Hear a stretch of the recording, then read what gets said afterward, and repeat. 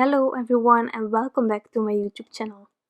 Today I have some flowers to share with you. This amazing stem set is by Pinkfresh Studio and it's called Sweet Blooms and it's just gorgeous.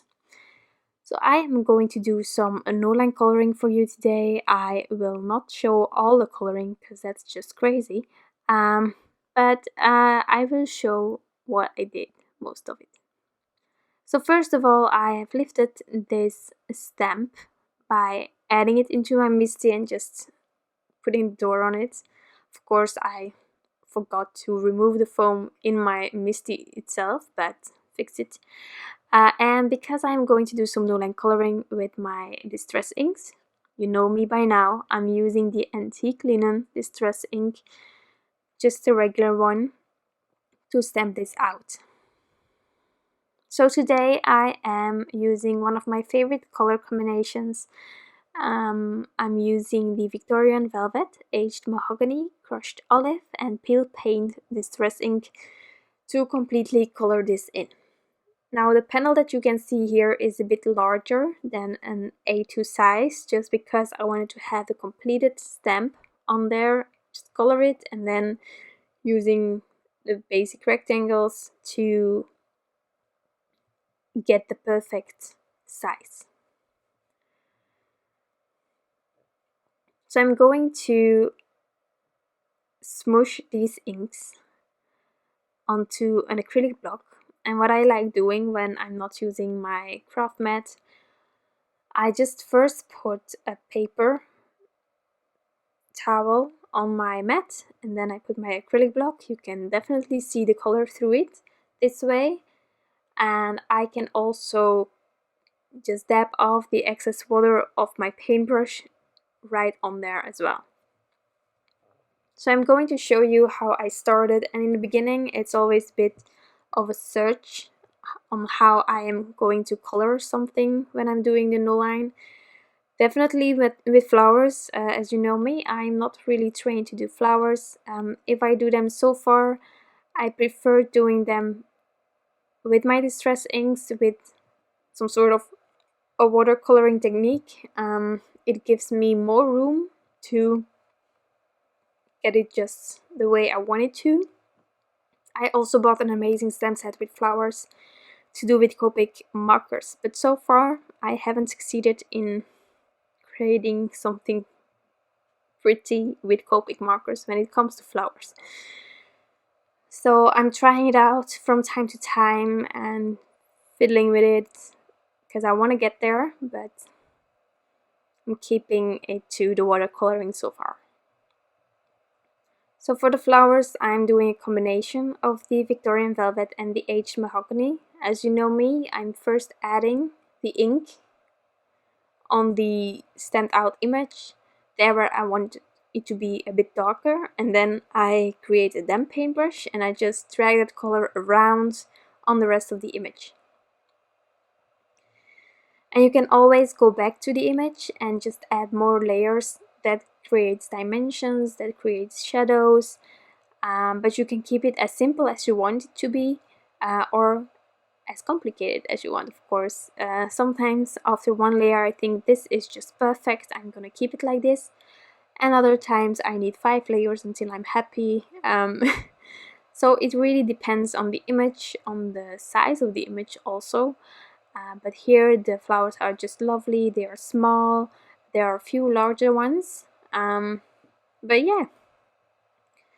So in the beginning it was a bit of a search.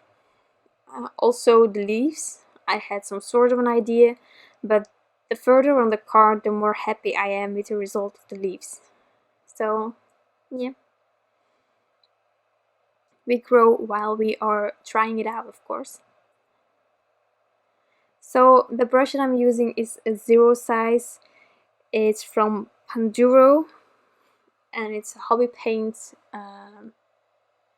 paintbrush. It's not an expensive one, but it works for me this way. Sometimes there are larger images, you can use a larger brush. With smaller images it might be handier for you if you have a smaller brush as well. but you really need to try that out. I have discovered that I have a lot of control with this size. Sometimes for me it's really hard to use a smaller brush because I just don't have the idea of control. So that's why I use 0 like all the time. But if you can get more control with other sizes, it might be handy when you have larger images or when you have really tiny images. But just try it out, see what works for you, and that's how you will learn. Also, these are these also branches between the leaves? Don't know. Those are quite hard to trace. Sometimes I'm thinking, if I would be handy with a smaller brush, then that would be so much easier. But I'm finding my way with this one. There are days that I'm just shaking all the time and I just cannot do this. Then I just put it aside and I come back another day. And there are other days that everything just go fine, like this one, and I'm really happy, can do a happy dance in my head while I'm painting. So I'm just creating some shadow onto the leaves, and I will get to a state where there is a bit more dimension, but I had to try some things out first.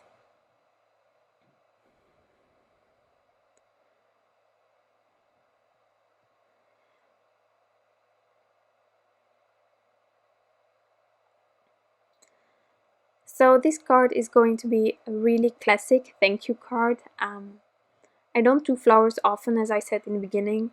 That's because I really like just the cuteness of critters and stuff, but some people really like flowers. And I also always try to make cards that really fit the recipient. So for them, I am willing to try the flowers out. Also, if I can do some flowers, then yes, Pinkfresh Studio, of course, they are just amazing. They have so many gorgeous flower stuff that I'm like, if I would buy that one, I might get some pretty flowers. So I really love the brand. If you're looking for gorgeous flowers, then in my opinion you need to be at Pinkfresh Studio. Although I must say I have some lovely flowers by the stamp market as well. Something else that I find really handy about Pinkfresh Studio is that they have stencils. A lot of stencils, and a lot of their stencils match with stamp sets. So from this Sweet Blooms, there is also a stencil set, and I currently don't own it, but I am going to buy it really soon, so probably there will be a video where I'm using the stencil. I just love that. I cannot stamp freely, like without a MISTI. I'm terrible. So there are so many brands that have like the flowers, and then you can buy other stamps to do some layered stamping. Well, I cannot do that. I would have to use my MISTI, and even with the MISTI you can still stamp next to the image. And then there is of course these stencils by Pinkfresh Studio, and they are just perfect. Some stencils are on its own, if I'm correct, some are matching with stamp sets, and I just love it. So they also think about everything. You have then, for example, 3 different stencils in one set. One for the flowers, one for the leaves, one for shadows. Like, it's crazy. I love it. I'm always mesmerized each time there are videos from them. I watch them. I'm always like, oh, and I'm not a flower person. I truly am not. No, plants can die. Don't try. Don't try it. No. But those are so gorgeous. My shop where I buy a lot of items currently, being Carte Nouveau, is a Belgian web shop, and they deliver to Europe and such.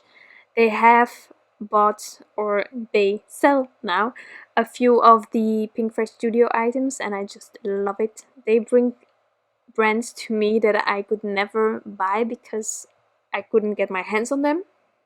So now a whole world is going open. also the Pinkfresh Studio, and I just love it. So maybe if I have extra budgets, sometimes I will buy some more flower sets. I don't know, but it would be lovely to have some different sets with flowers to give to recipients who love flowers, because that's the most personal card you can make. It's like always when I need to make something for friends, I'm like, what's their favorite color? Then I make that the main color, or do they like hard colors or really soft ones or pastel ones, and then I go from there.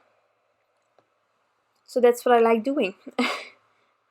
So here I have already colored quite a lot.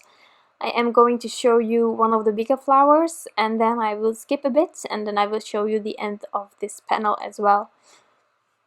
But for now I will put on some music and I will be back soon.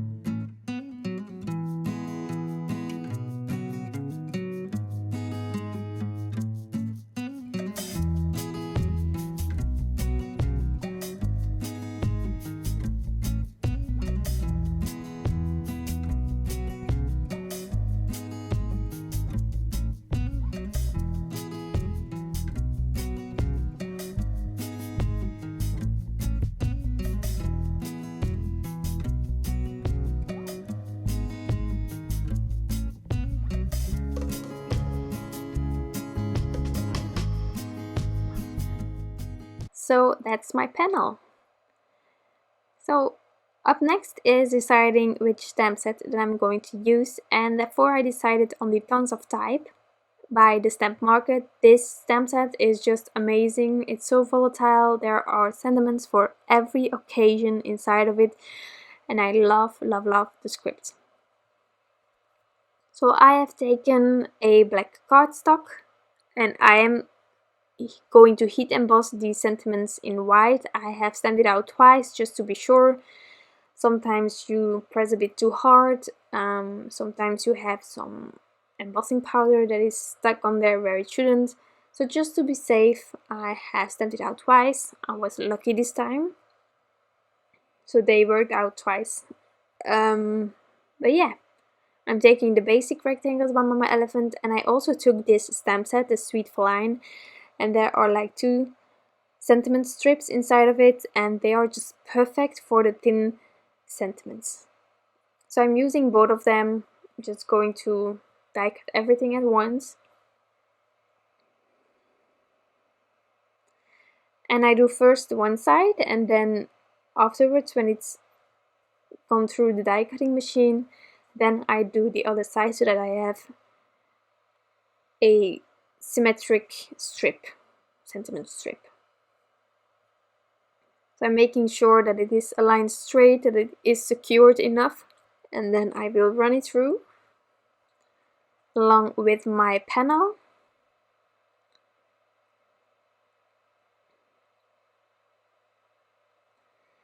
And that are my 2 strips. Of course, I'm only going to use one, but maybe if I have a stencils, then I can use this other one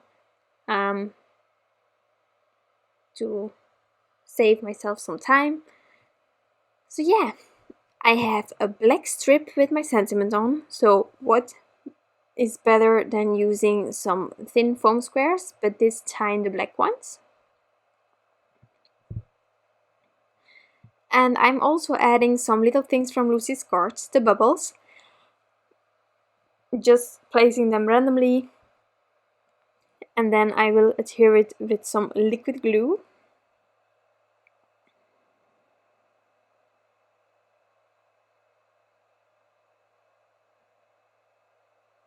So yeah, the embellishment, it's always a bit of fiddling. You think I'm just going to keep it simple, and then you start on this one and you can be busy for hours.